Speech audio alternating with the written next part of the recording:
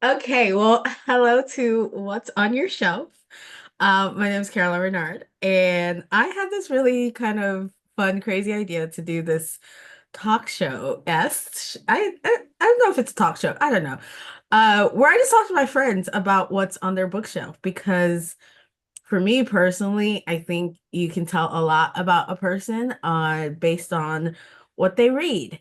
And I'm nosy, and I like to take a peek into people's, TBR lists and people's bookshelf. And, for anyone who doesn't know, your first time here, I'm a writer and a director and trying to be an author. And I wanted to just try this experimental show. And so I invited a friend onto to be my first guest.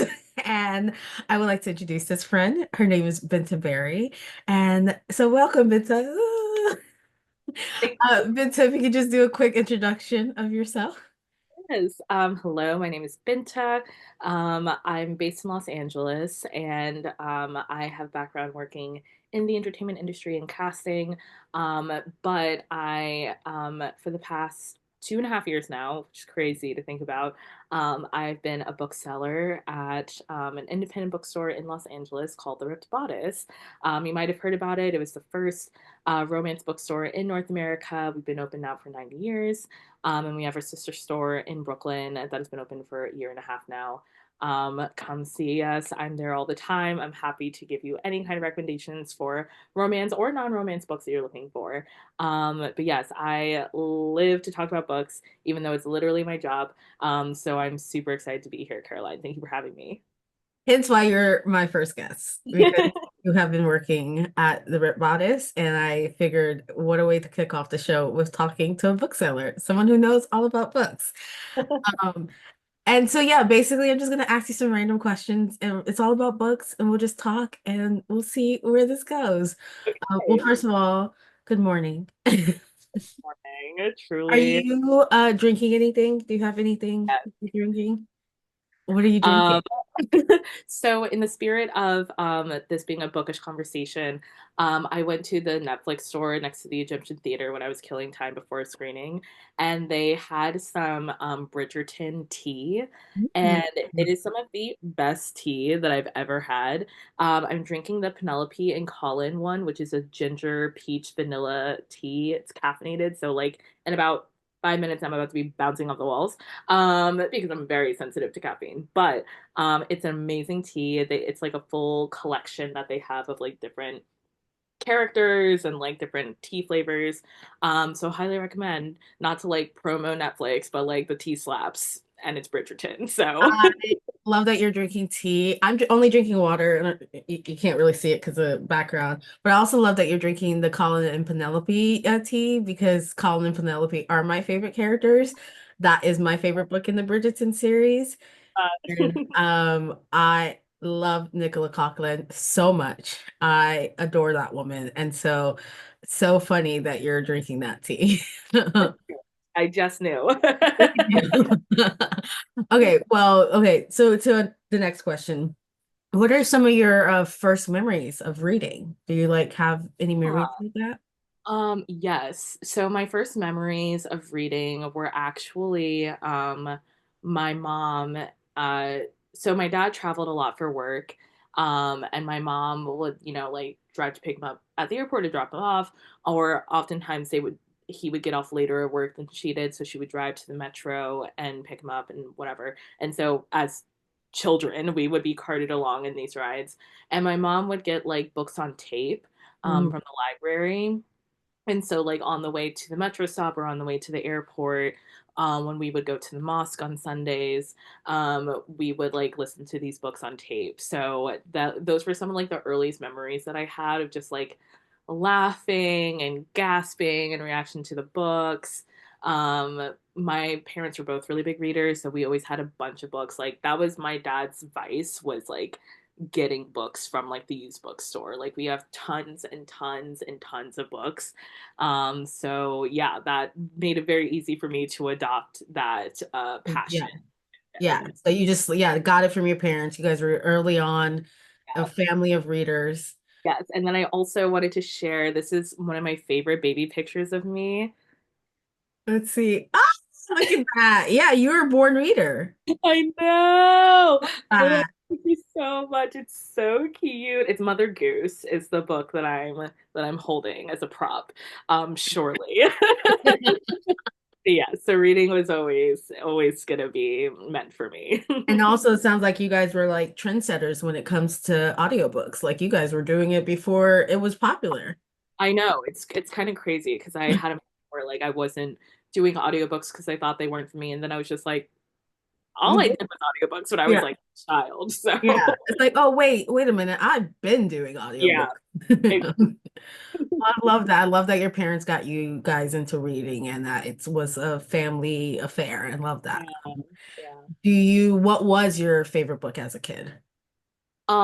So unfortunately, and I truly, truly do not want to spend more than like 2 seconds talking about it, like Harry Potter was like that Hmm. was my first series that I read like as a, by myself. Like my mom read me the first one and then I was hooked and then I was reading them by myself and it was like the first time that I like developed an obsession for a series. Um, but thankfully I was reading them so much to the point that my mom had to take them away as punishment. And that's what made me realize that there were other books. Yeah, yeah, I, yeah, yeah. the library has so many other books. That's crazy. So I have some of my favorites that I like have gotten that I had my mom ship me like my like childhood collection of books. Yeah, yeah. Um, this one, I read this book when I was in the seventh grade, and it was the first book that I ever like binge read. Like I literally could not put it down. I reread it last year, and it absolutely still holds up. It's by the same author who did the Mixed Up Files of Basley Mhm. Frankweiler, and it is literally just the sweetest like found family like kind of coming of age story like eclectic group of kids who are all working like they are all on this like brainiacs team for like a competition that's happening in their county. It's beautiful, it's so fun, I absolutely love that book. I was Was also that like a class reading or you just read that on your yeah, own? it was for a class. We were supposed to be reading it like chapters by chapters, and I Mhm. opened it and I finished it that same day and I was just like, so about that scheduled reading. Read it. I think I reread it like two or three times. It was so profound, and I'm so happy that it's still like really resonating with me like as an I adult. love that. I love Um, that you can revisit a book in your adulthood and be like, yep, same feeling, same yeah, feeling. Yeah. exactly. I was also a huge Meg Cabot. These were Oh, my childhood copies. I I've read this book cover to cover no less than like 30 times like in my youth. Like I have not read it since, but like I know if I crack it open I would be like, I know exactly how this is going to fold, I know exactly what's going to happen on the next page because I read this book to death. um Meg Cabot, like literally I read all of her series, like this was my favorite series of hers. mhm. It Yeah, she Queen Meg. She is, I feel like if you're a millennial woman, you know of a Meg Cabot book that's like changed your Yes, life. And yes, like she is like Queen Mother. yes. Like, yes, yes. Funnily enough, I could not get into the Princess Diaries series. Really? I got maybe like a third of the way through, and the secondhand embarrassment was too strong for me, and I had to take a step back. I was like, "Girl, you do what you got to do, but I cannot bear witness." Like, I love that. I love that. But that also it's that's an attest like a testament to how good Meg writes oh that yeah, like absolutely, that absolutely, secondhand embarrassment is so visceral that you're like, I can't even finish it. It's like it's yeah. visceral. I can't. I Yeah. literally could not cope. I could not. I remember distinctly when I was just like, "I'm done." Like, I love that. yeah. Uh, do you have any Um, more, or is that? the last one, I guess, is I mean, it's not my childhood copy, but I love Percy Jackson. This Mm, was another one. I remember when I read this first book, I was like, it was like the first one had essentially just come out because I was waiting for the second one to come out. And I got my siblings into it. We were all so obsessed. Like, this Rick Riordan changed my life. I love the series so much. I would defend those kids with my life. Like it's just amazing. I also love the musical. I'm a lightning musical truther. Yeah, Never Percy. seen that one. It is. Listen, she again, I'm a defender. I think it's a very faithful adaptation, and I really, really love how it kept like the spirit of the series while making it, it was theater for young audiences, so it Yeah, is absolutely for like young audiences, but I as an adult like fan of the series like was still so touched by the adaptation. I thought it was incredible and I love the music. So, yeah, highly recommend. I love that. I actually never read Percy Jackson series. I think I aged out of it a bit, but my Okay. best friend, he loved it. He was obsessed with it. Mhm. And then but it's definitely on my like I need to revisit like something I missed when I was a kid. Yeah, Um yeah, and I yeah. should revisit it. So it's definitely on my TBR list. And then speaking of musicals, are you aware of that? This is a different book, but a classic, but are you aware of that musical that like went popular about like the Odyssey? Like, Oh, yes. Yeah, yeah, yeah, yeah. yeah. So speaking of musicals, I was just like, oh yeah, I've listened to some of the music and I'm like, that should probably be on Broadway. But in general, I think like it's a good source material, Greek mythology for Yeah, musical, great source I material. agree. Yeah, Yeah, completely. Completely. yeah. Love it. Okay, next question. So what is your favorite genre of books? So I have always loved like books with romance in them, and then once I realized that they were just like straight up romance novels, I was like, fire, like this is exactly what I need. But after when I started working at the bookstore and I was truly only reading romance just to like familiarize myself with the genre, with popular titles, like developing my own taste for hand selling.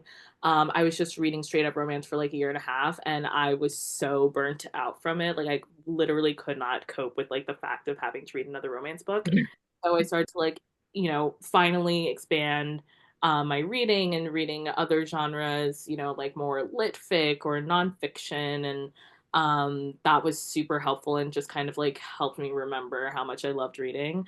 Mhm. So at this point right now, like I do obviously still love romance, but I'm definitely more in my like speculative fiction, like kind of genre like bag. Like it's kind of like I don't need it to be hardcore sci-fi or hardcore fantasy. I like something still grounded in like modern world, but like maybe a little bit of magic or maybe a little bit of a suggestion of like a something otherworldly kind of thing. So yeah, like something like, Babel by R.F. Kuang. Well, I mean, that's pretty much like a fantasy because it has like magic and like, that kind of world building, but still very much like rooted in like a not modern day because it's historical, but like, more contemporary or, um, something, yeah, like something in that world. So yeah, I like a little bit of world building, but still something I can like ground myself in. Well, then that leads greatly, like great into greatly, that's not a word.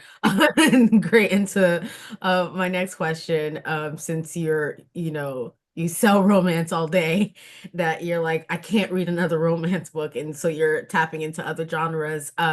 What's currently on your bookshelf right now? What are some of the books you're currently reading?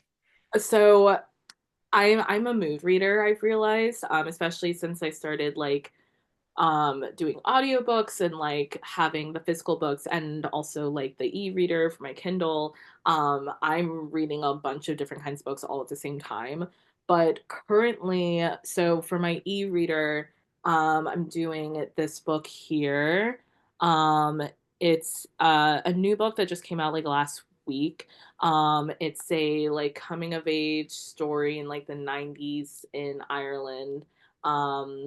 About two young boys who like fall in love like over the course of like a summer or a year or something like that. I love my coming of age stories queer, and I love them full of yearning, and I love have a bittersweet ending. If it can't end happily, I want it to be bittersweet. So that's what I'm signed up for with that one. I'm very excited. Um, for audiobook, I'm doing Hurricane Summer by Asha Bromfield, I think her name is. She's also an actor. Um, Mm-hmm. And Asha, wasn't she on Riverdale? yes, yeah. Yes, okay, yeah, yeah. She was one of the Pussycats. Like, Yes. Which is something that was so unfamiliar to me. And my friend who recommended this book said that like out of context. And I was like, what did you just say to me? Like in yeah, Riverdale as a pussy. What are you talking about? yeah, yeah. So yes, that was new information to me. But I'm doing the audiobook for that one, which she also did like she narrated the audiobook, which like obviously she's an actress. Oh, Why wouldn't yeah. but I love that. And then for my physical, this is something I'm reading very slowly. But I've been wanting to read this one for a while. Hmm. Um, just because like for me, like exploring my own identity. And this one is a really popular title that like a lot of people have referenced as like something that helped give them context for like exploring like the A spectrum. So yeah, that one I'm reading very slowly. But I'm definitely enjoying it. And that's Oh, it. and I love that they range. It's like all different kinds of okay. Mhm. So yeah, you have three different things you're reading. Do you have like a reading ritual? Like, do you have music in the background? Is it complete silence? Like I can't like I need to focus. Like what are your reading rituals? So I'm someone who like cannot operate in complete silence. Like I have like 50 million different playlists for any certain mood because I like need to have music playing or like something in the background. So for me, I save I don't read in bed very often. If I do read in bed, I'm reading fan fiction because that's like my little treat. Yeah. Uh, like lazy day treat or like right before going to bed treat. So if I'm reading like something that I want to focus on, I'm usually like if I'm in my home, I'm in the living room, or I like to go to like the park or the beach, like just like be out in nature. Like I said, I have like 50 million playlists. One of my playlists is literally called One More Page, and that's the one that I like to press play on when I'm reading, and it's just like a very random shuffle of like some songs that are like not too distracting, but like ones that I can just like sit and vibe to. Um, and I also like the kind of like soundscapes, like jazz, smooth jazz, and a on a rainy day at a like a small cafe, like those kinds of things. Like Yeah. I those are like my crack cocaine. I love to just press play on those and it's like a 10-hour like loop of the same music and I can just like disappear into whatever I'm doing. So that's also something that comes into rotation. Love that. This is going great. So another question I had was like, do you do audiobooks? But we covered that in the beginning where it's like you and your family were the like you guys Yeah. were the rich like you guys were ahead of the curve when it comes to audiobooks. So Yeah, that so it was interesting though because like I when I tried to revisit audiobooks like more recently when I got back into reading, there was so much like resistance, like I couldn't like focus and I couldn't really figure out like what the vibe was. So I wasn't doing audiobooks for a while, but literally like last fall something like clicked and I had done like the audiobook for Gone Girl when I was driving to and from Vegas. And mm, after that I was just like audiobooks are the move. And so like now that's just like I said earlier a little bit like another way that I can diversify my reading because like for my audiobooks I'm like choosing books so like I know I don't want to just like sit down and read. Like whether it's like a memoir or like kind of a literary fiction that's like a little bit more rambling like especially if it's a good audiobook narrator like I did Tom Lake by Anne Patchett and Meryl Streep did the audiobook for that. yeah. That was like a master class experience, I you think know. it depends too. Yeah, like you were saying, like it depends on what the genre is. It depends on who's reading it. It depends on. I have a really hard time with audiobooks simply because I find like it depends on what I'm doing. Like maybe if I'm like cleaning the house or cooking, I can do audiobooks, but I can't do it when I'm driving because my brain just like wanders off. Like, Mm, I just like my attention span in the car, I wander off and I can't focus on what is happening. yeah, Um, and also depends on the book, like I can't do a very deep, insightful book that you have to pay attention to in the car because then I'm thinking about 500 other things. right. But then if I'm cooking or if I'm cleaning or something, then I can do an audiobook because then you have like a fun narrator. So Exactly. yeah, it depends on the mood, it depends Yeah. on it's very Yeah. it's definitely about like finding out what works best for you because like I thought it was just kind of like a one size fits all. When it came to audiobooks, we're just like you just press play and it's a book. Yeah. But yeah, recognizing that there were like certain parameters that I needed to like work within in order to like actually enjoy the book through the audiobook like experience was definitely like a journey. But I'm very glad like to know where I've landed with it now. Love. Uh, what's your guilty pleasure book, or do you not believe in guilty pleasures? You're like, no, like, Yeah, I don't believe in guilty pleasures, and I think that really came from working at the bookstore, because there are so many people who will come in and be like, "Hi, so I'm looking for a romance that has a lot of sex," and it's just like, yeah, and you should. Like, what else are you yeah. here for? Like I think there's been so much shame surrounding like the idea of reading romance books Mhm. because they're like unrealistic or they're too tropey or whatever, and it's just Mhm. like who says what you need to get out of reading? Like you are reading for you and for your own pleasure, and like whatever that looks like, as long as you're literally not hurting yourself or hurting other people, there is nothing Exactly. to be guilty about. If you want to read a monster fucker book, you read your monster fucker books. If you want to read something deeply toxic and unhinged, go ahead, live your best life. Like Exactly. it truly, there's nothing to be guilty about. And like that's something that's been so freeing for me is like releasing myself from the shackles of that idea of like there needs to be guilt assigned to like what I enjoy and like what Mhm. makes me happy. Again, because I'm not hurting myself or hurting other people. So yeah, I think that for the most part, like the thing that I felt guiltiest about reading was fan fiction, which I've been reading since I was 9 years old. Um, Mhm. and now I'm just like talking about fan fiction at work, and I'm like, this is everything I've been waiting for. Yeah. I love that you said that, and I do find that lots of when people ask about like guilty pleasure and like people are shamed about, it's always tied to romance and it's always tied to what women are reading. And I remember when I used to work at Barnes and Noble, well, to this day, which is still my favorite job that I ever had.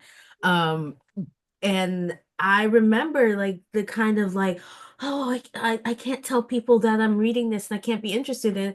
But working at the bookstore, I realized that one, romance books are what's keeping this industry alive. Yeah, And exactly. women are what's keeping this industry Yes. alive. And fangirls and fan fiction is what is the money maker. Yeah, It's, exactly. and people shouldn't have shamed around it. And I remember when I was younger growing up, I was very much like, oh, I don't read romance, whatever, right? I remember my sister giving me a romance book that changed the game for me in college, and I was like, I'm a romance fan. And I started reading romance books, and I was just like, why do we have to feel bad guilty for reading these books and same fan fiction. I would read fan fiction and I like devoured like Twilight fan fiction.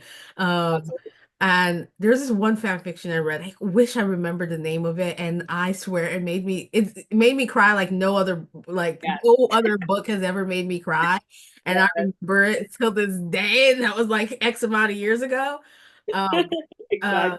but yeah, it's like we shouldn't feel guilty, and especially when it comes to the romance genre and like it's paying people's bills, okay? Yeah, fully. And women are like the biggest readers, and yeah, I love that you're saying like, no, I'm not gonna feel guilty for Yeah. enjoy in what I like. I'm not hurting anybody. I'm not hurting myself. It's all Gucci over here. It's all good. Yeah. And also, I have a wide range of things I'm reading, not Yeah. just one thing. So I love that. Um, what's your top three favorite books? Okay. Truly an evil question. I will. I had to pick three. I know. I Um, know. okay. So I'll start with, and these are just like kind of like recent reads that like literally I think about very, very often. This first one came out last year.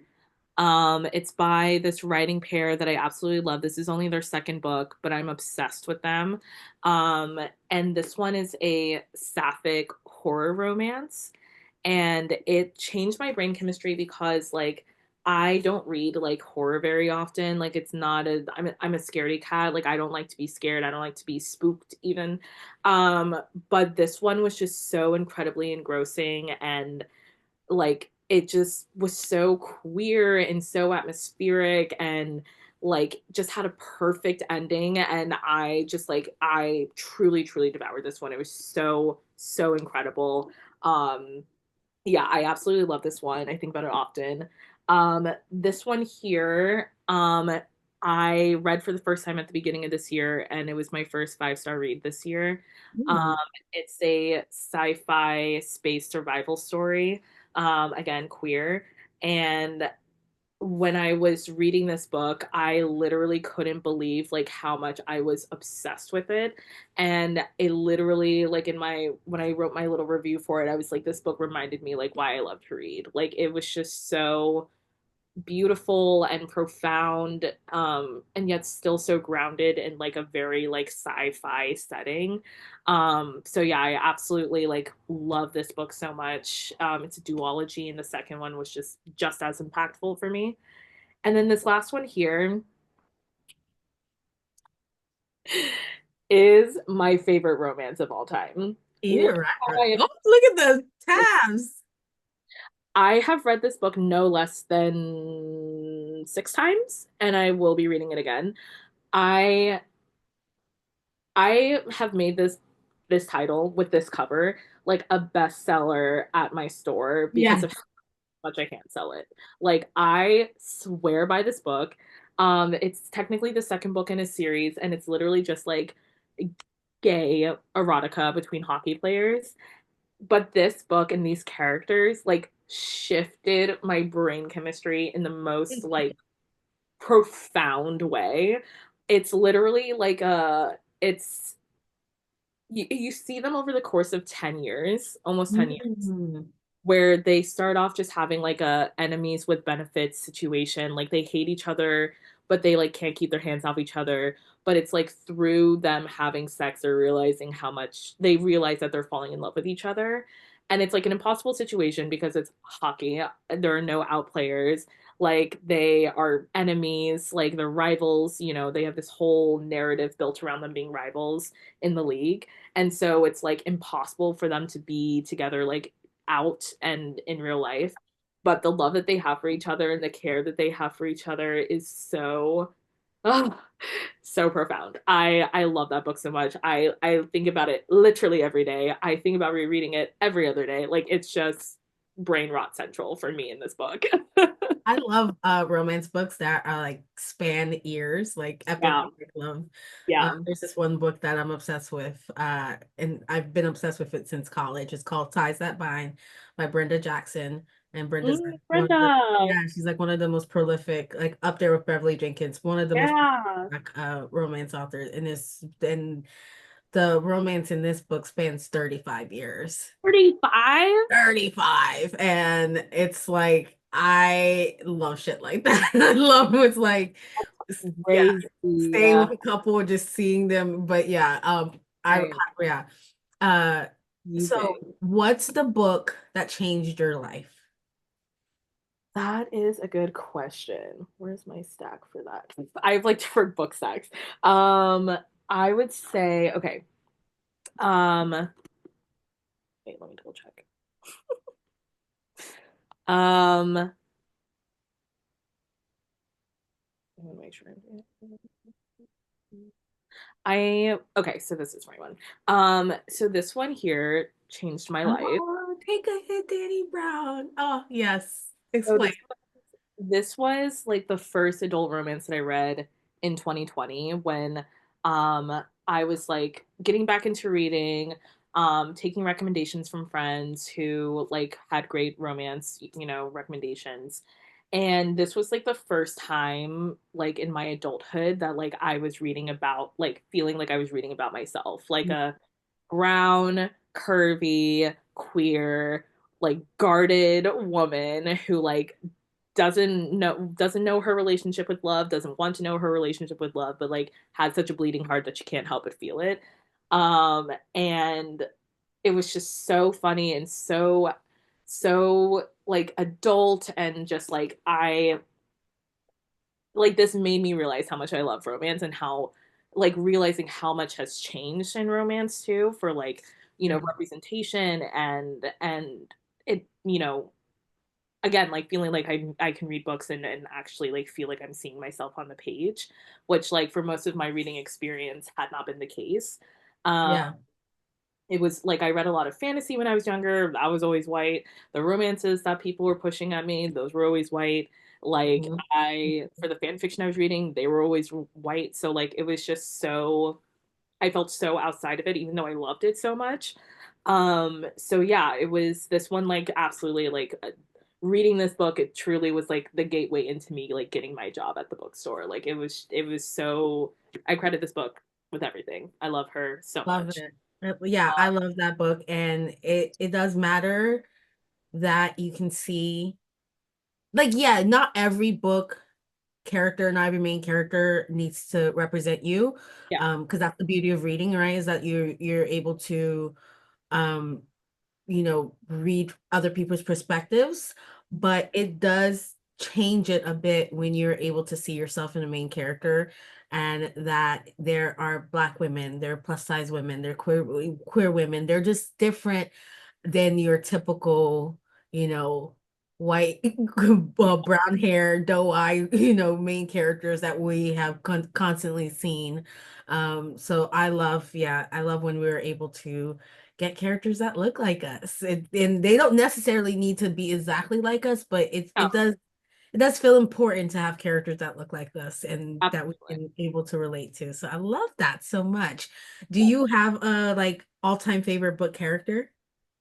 Um, Once again, taking it back to Miss Heated Rivalry, Mm. Ilya Rozanov in this book, he's like the Russian kind of like bad boy type. I would take a bullet for this man. I would literally lay my life on the line for Ilya Rozanov any day of the week.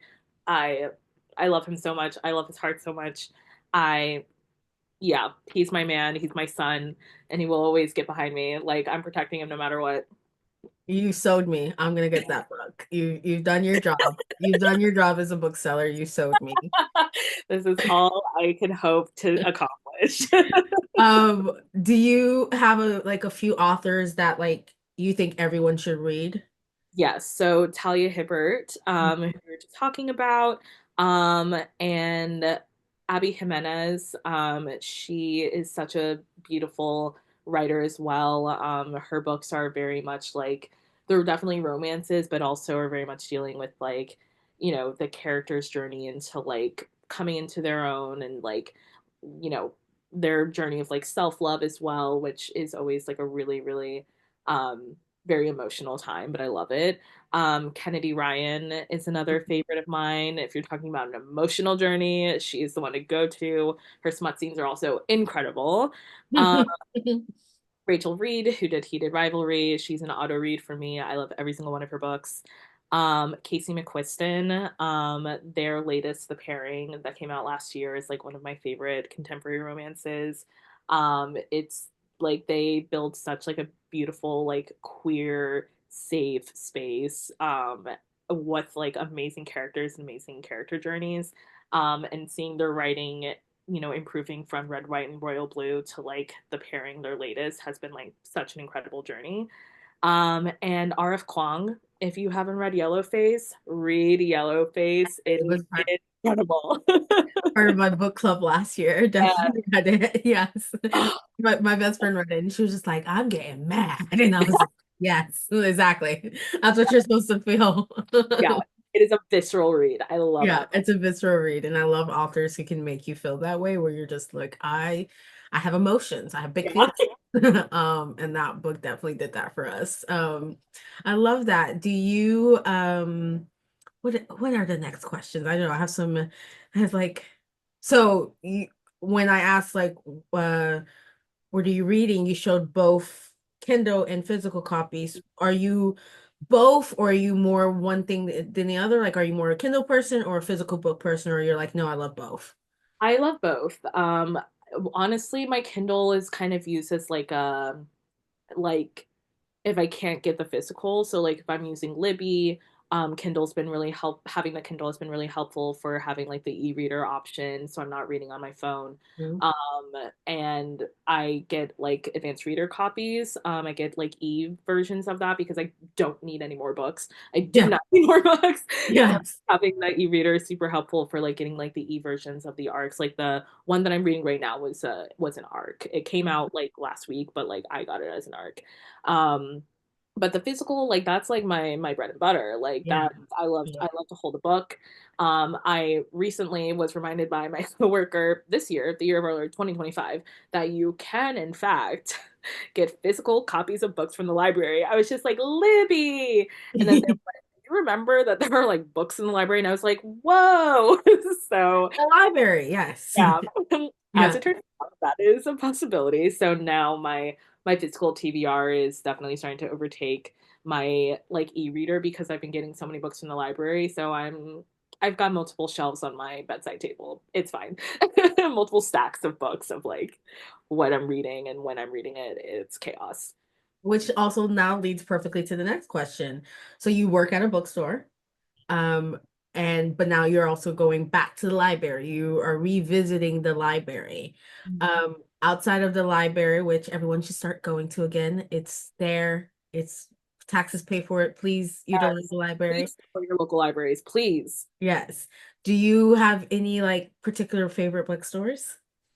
You know, that is a really good question. I am such like a creature of comfort, and I even though I like to like do little like solo adventures and go exploring, like I got so comfortable like working at my bookstore that I haven't really like gone to other libraries but or gone to other bookstores. But I'm definitely trying to this year like make sure that I'm hitting up all of like the LA like indie bookstores. I'm really excited to go to Romans in Pasadena. Like Mhm. I think it looks beautiful, and they have a bar that I'm very excited to see more about because apparently the drinks are really good. But yeah, so I'm still definitely exploring. But when I was in New Orleans, a couple weeks ago, I mapped out a little like bookstore crawl for myself, and I went to like four indie bookstores, in like within not within walking distance, but like within a certain like circumference or whatever of the hotel that I was staying at, and that was so much fun. Like getting to see all the different like indie bookstores and like the different vibes of them and the different books they were carrying. So like that's definitely something I want to like make sure that I'm doing out here in Los Angeles. And like they're, I've heard about all of them, of course, but I'm excited to actually go to them and maybe by the end of this year I'll have an answer for you. Yes, I love that. And now I have Romans on my list. I have to go visit. Yes. Yeah, in Pasadena. Um, do you have like a book or books that you've been meaning to read, but you just haven't gotten around to reading? You know, like people are like, these are the books you should always read, and you're like, whatever. You're like, I've never read that, like War and Peace or something. Like, is there like a Right. book on your list where you're like, I've been meaning to read this book, but I just haven't gotten to it. One day I will. Yeah. I mean, there are plenty. My TBR is like 160 books, so it's just kind of like it's like like different variations of that feeling for each book. But I'm really excited this year to read some Toni Morrison. Hmm. Her yet, and so I really want to like read some of her. Um and like in a different sense, like not so much like for a reading experience that like I know is going to like shift me as a black woman. But another book that I'm really excited to read that like I've been dancing around, but like I finally have a copy and I'm like, you have to read this, is Vicious by V.E. Schwab. Yeah. Um I feel like that is like in the ballpark of like the kind of urban fantasy vibe that I realize that I like. So and I've heard amazing things about her work. So I'm very excited to read that one eventually. Uh, hmm what book is inspiring you right now?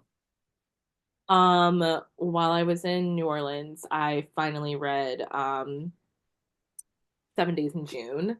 Ah, And yes. yeah. Yeah. No, um well because yeah. So Yeah. like It wasn't that, like, I was never gonna read it. It was just, like, one of those, like, "I'll get around to it eventually" reads. Mhm. Um, but it was just, like, divine timing, and I it was just, like, so good. It was just so lush and so, like, beautiful and personal and intimate and just, like, I it was so worth the wait, honestly. It was truly, truly worth the wait. I'm so truly inspired by this book. Like, it really was, like, such a wonderful, joyous experience reading it because it was just like that thing of like, oh, like this is so good. Like I just like I'm so excited to be reading this, like every other page. It was just like, yeah, like this is why I love to read. Like this is just Yeah. mm. So yeah, really, really love that one and it's still sticking with me. And then last question, which you kind of teed up. What is your favorite thing about reading? I I feel like for me, I really love like how much I've been learning about myself and about how other people see the world and how so much of like what we think are differences are similarities that we just like don't haven't had the opportunity to bridge that gap yet. And I Mhm. feel like reading is so instrumental in bridging that gap. Um, when we say things like, representation matters, like it seems like such like a an easy kind of like thing to throw into the table when you're like, talking about a book or talking about a whatever that like moves you, but like it it is so instrumental in just like people learning empathy and understanding where people who are different than them are still very much the same, but also that those differences can and should be celebrated or at least understood. Um, and I think that that's been really changing like how I've been reading because like I think reading for whatever reason you see fit is like beautiful and you should do that if you're reading for fun, if you're reading to learn, if you're reading um to educate yourself, like all of those things are important, but like I think for me I've been learning so much about like what kind of stories move me, what kind of stories I'm trying to chase, um because I'm interested in learning more about myself or learning more about like the world from someone else's point of view, and that's been really impactful for me. Love that. And then before we end, where can people find you on social media? Also, if you want, if there's anything you want to pub as like the bookstore, like anything you want to say. Yeah, so you can find me on my bookstagram. It's bookish underscore Binta. I don't post there often, but it is definitely like a a space that I've set aside just to talk about like book related things. Um, and yeah, I mean, I'm truly at the bookstore all the time. Like, don't stalk me, but like, feel free to come through if you want any recommendations. I'm super happy to hook y'all up and to get some good books in the hands of good people. I love that. Well, that's what's on your shelf, and that's what's on. That's our first episode, which I think really went great. That was good. Okay. Well, thank you guys. We'll come back. We'll keep doing this. Well, just talking about books, and that's the show.